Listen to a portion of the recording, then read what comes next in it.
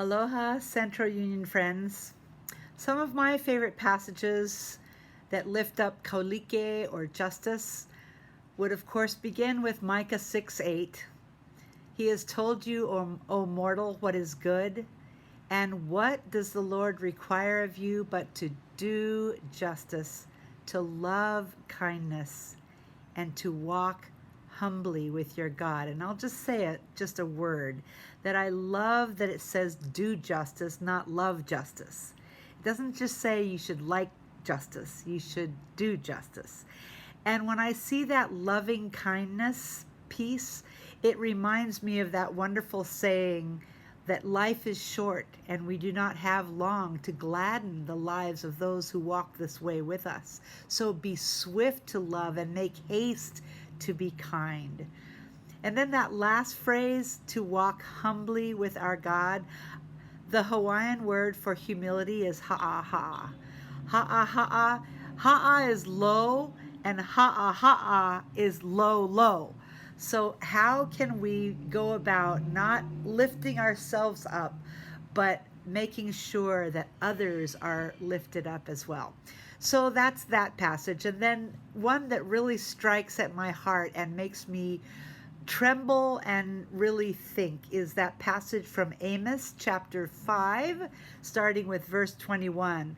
And it says, I despise your festivals. I take no delight in your solemn assemblies.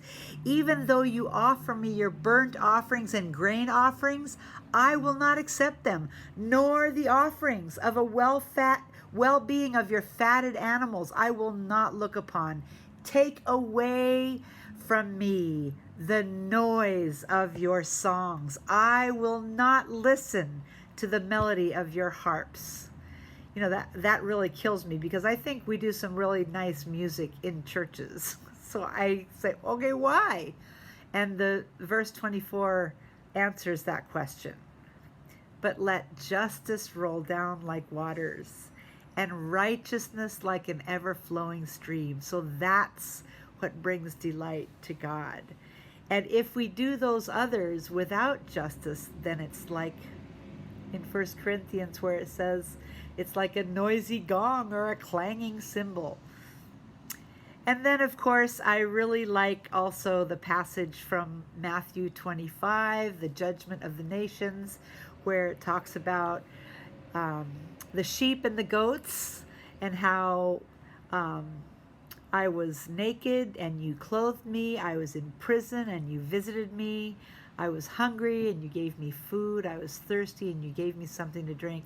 What really compels me about this passage, also this parable of the sheep and the goats, is that neither the sheep nor the goats were aware of what they were doing. Like the sheep didn't say, oh yeah, we're that, we do that. And the goats didn't say, yeah, we don't like to do nice things for anybody. All of them are saying, what, when were you hungry? When were you thirsty? When were you in prison? Almost like if we'd known it was you, we would have done something. And the passage is telling us anytime, anyone, especially the least of these, our brothers and sisters, it's like we're doing those acts of justice and love for God. So the last one that I want to share is a modern prophet, and that's Amanda Gorman in her wonderful poem that she wrote for the inauguration. And I'll just read the very first part of it because this part is just so compelling to me. This is the first stanzas of The Hill We Climb by Amanda Gorman. Modern day prophet. When day comes, we ask ourselves, where can we find light in this never-ending shade? The loss we carry, a sea we must wade. We braved the belly of the beast. We've learned that quiet isn't always peace. And the norms and notions of what just isn't always justice. Brilliant. And yet, the dawn is ours before we knew it. Somehow we do it. Somehow we weathered and witnessed a nation that isn't broken, but simply unfinished. I take great hope in that we are all unfinished, and that the work of KAULIKE, of justice, is ongoing and unfinished. So, it's a challenge and a joy and our kuleana. Thanks for letting me share.